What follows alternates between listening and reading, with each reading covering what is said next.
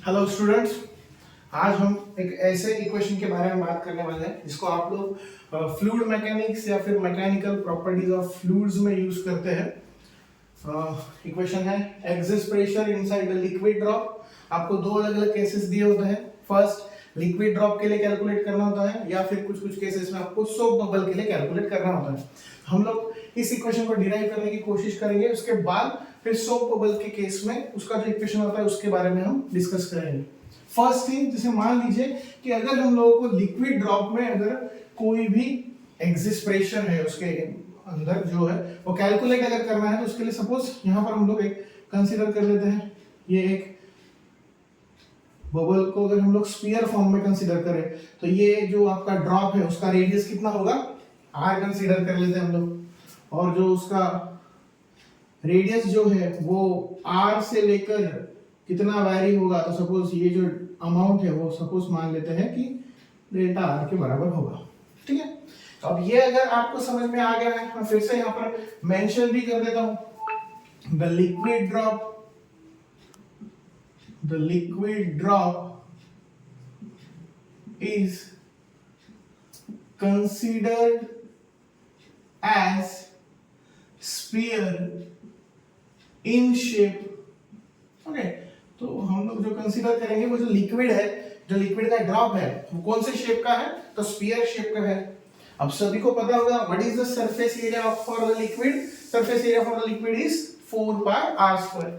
तो मान लीजिए कि हम लोग अगर फर्स्ट इनर केस के लिए, इस केसिंग के लिए अगर सरफेस एरिया कैलकुलेट करने जाए, सरफेस एरिया सपोज A1 वो कितना होगा 4 पाई आर स्क्वायर। यहां पर रेडियस कितना है आर, तो इसके लिए सरफेस एरिया कितना आएगा 4 पाई आर स्क्वायर। अब मान लीजिए टोटल आउटर लेयर के लिए अगर कैलकुलेट करना है तो उसके लिए जो सरफेस एरिया आएगा वो A2 होगा। वो कितना होगा, तो 4 पाई रेडियस टोटल कितनी है उसकी r प्लस डेल्टा आर, तो ये कितनी होगी r plus delta r bracket square.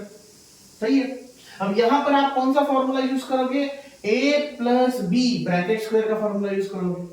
तो वो उस हिसाब से अगर आप यूज करो, what is the a plus b bracket square, suppose यहां पर लिख देता हूं a plus b bracket square, क्या फॉर्मूला होता है a square plus b square plus 2ab।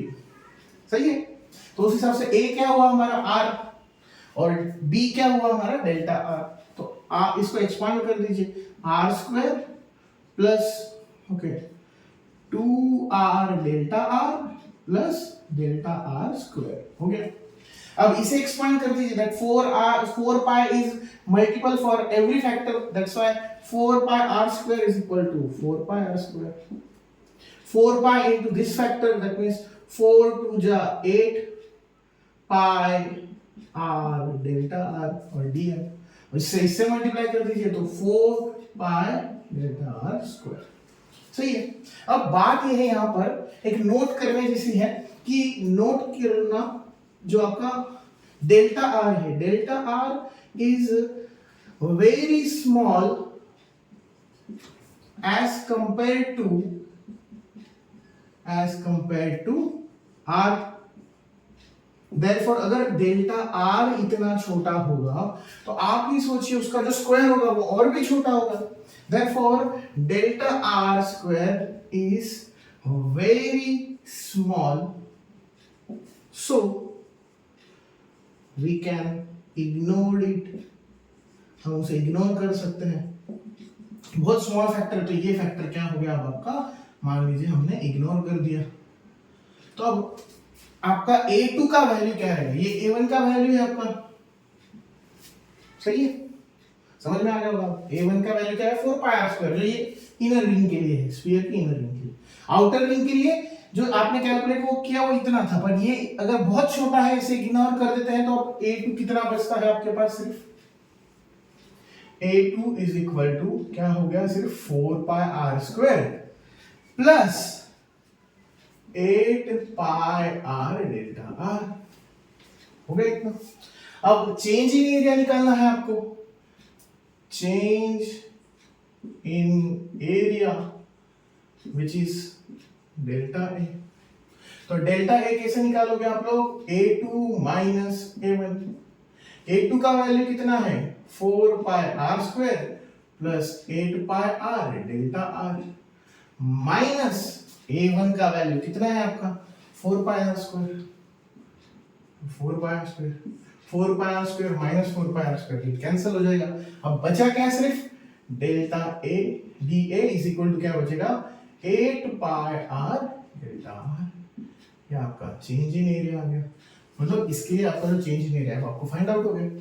अब बात आती है वर्क डन को फाइंड आउट करने की। फॉर दिस चैप्टर यहां पर for fluid mechanics what is the work done? Work done जो होगा वो मान लीजिए DW change in work done या फिर वर्क डन जो भी बता दीजिए, that is surface tension multiply by change in area होता है। क्या होता है? Surface tension multiply by change in area. तो ये यहां पर इसे ऐसे लिख सकते हो आप लोग,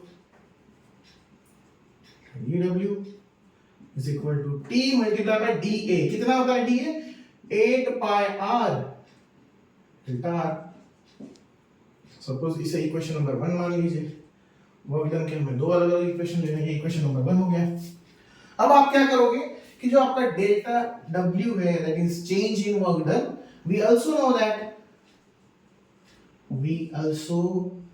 that कि जो आपका चेंज इन वर्क डन है उसका ओरिजिनली अगर देखा जाए तो फॉर्मूला क्या होता है? Force into displacement, force into displacement होता है।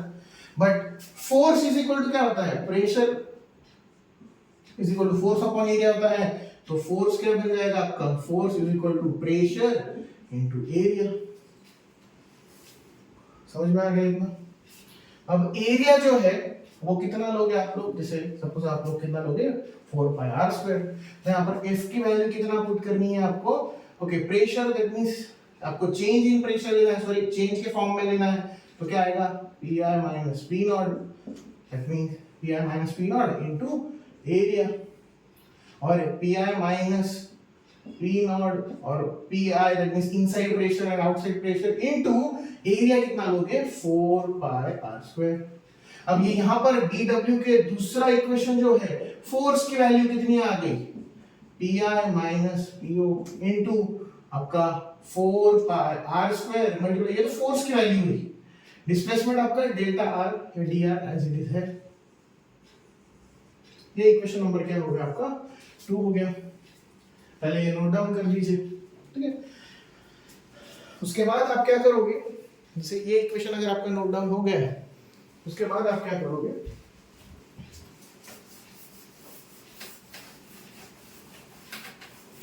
बस अब आपको क्या करना है? वर्क डन को कंपेयर करना है। वर्क डन को कंपेयर करने के लिए आपके पास फर्स्ट इक्वेशन है वर्क डन का। Work done is equal to, देखिए work done is equal to first equation क्या है आपका? P into 8 pi R into dr is equal to दूसरा क्या है? वो भी dw की ही वैल्यू है, Pi माइनस P नॉट और Po 4 पाई R स्क्वायर, ठीक है। अब एक काम करिए, दोनों इक्वल है, तीनों फैक्टर इक्वल है तो इसे कैंसिल कर दीजिए। अब बच गया सिर्फ आपको क्या निकालना है? Pressure inside the liquid drop निकालना है, तो इसे यहीं रहने दीजिए और इसे यहां शिफ्ट कर दीजिए। तो अब इक्वेशन क्या बन जाएगा? Pi minus P naught is equal to 8 T into 8 pi r delta r divided by 4 pi r square delta r। इतना समझ में आ गया होगा सभी को। अब पाई गेट कैंसिल, r एक और कैंसिल कर दीजिए, कैंसिल हो जाएगा। अब 4 से 8 को कैंसिल करेंगे तो 2 बच जाएगा।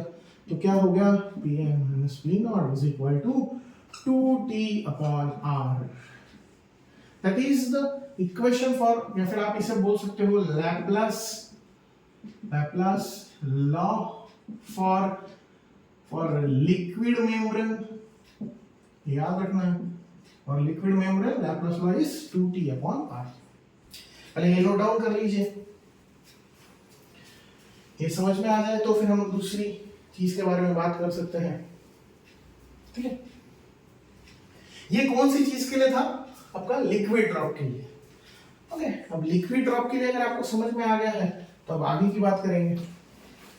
बाकी सारी चीजें सेम थी, बस हमको सोप बबल की केस में एक चीज नोट करके रखनी होती है, उसके बारे में भी देख लेते हैं। यहां पर आप चाहे तो सेकेंड केस लिख लीजिए। Second case for soap bubble. अब सोप बबल के केस में क्या होता है कि लिक्विड ड्रॉपलेट के केस में सिर्फ एक ही सरफेस एरिया एयर के कांटेक्ट में आता है, बट लिक्विड सोप बबल के केस में क्या होता है, लिक्विड के केस में एक ही सरफेस एरिया कांटेक्ट में आता है। सोप बबल के केस में, in case of soap bubble,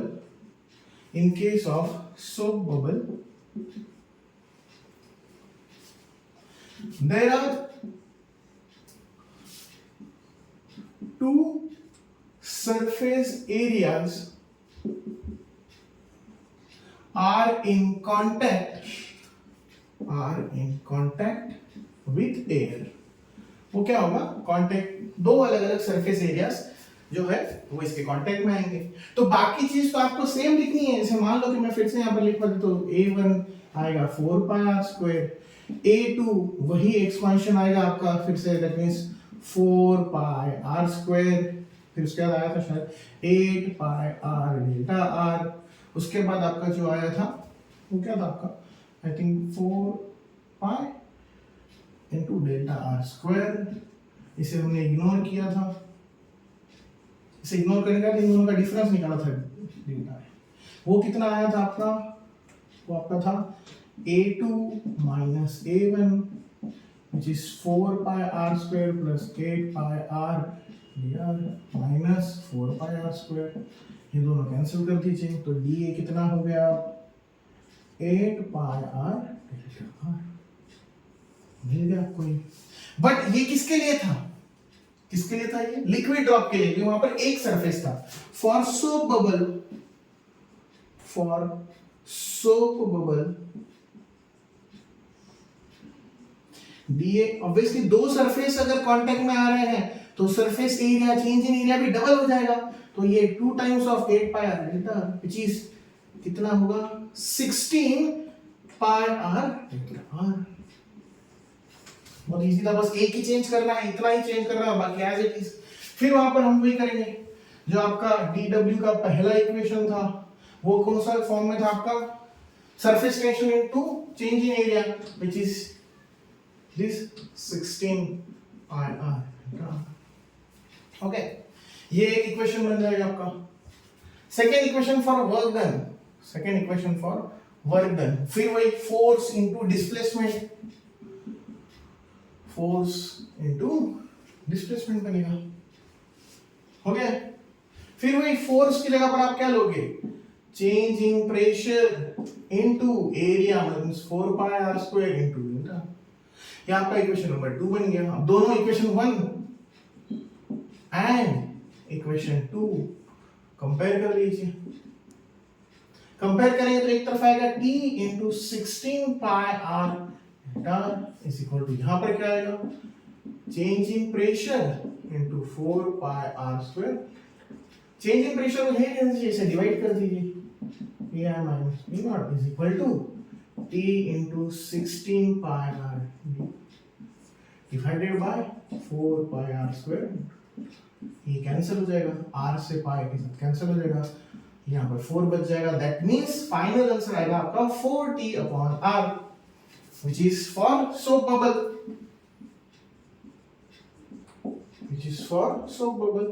मतलब बस इतना ही था।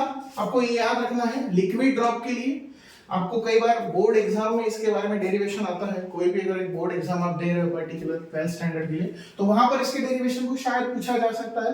अदरवाइज जेईई नीट में तो सिर्फ आपको ये दो फार्मूले पता होने चाहिए कि for liquid droplet pressure inside the liquid droplet that is 2t upon r, और फॉर सोप बबल वही equation, Laplace equation of exist pressure that is 4t upon r। वहां पर ये भी लिख लेगा, t इज इक्वल टू क्या होता है, सरफेस टेंशन, जिसे हम किस में कैलकुलेट करते हैं, न्यूटन पर मीटर में। ठीक है, तो याद रखना है आपको, बस इतना ही है। दोनों में सिर्फ इतना ही डिफरेंस है, एक में 2t upon r है तो दूसरे में 4t/r है।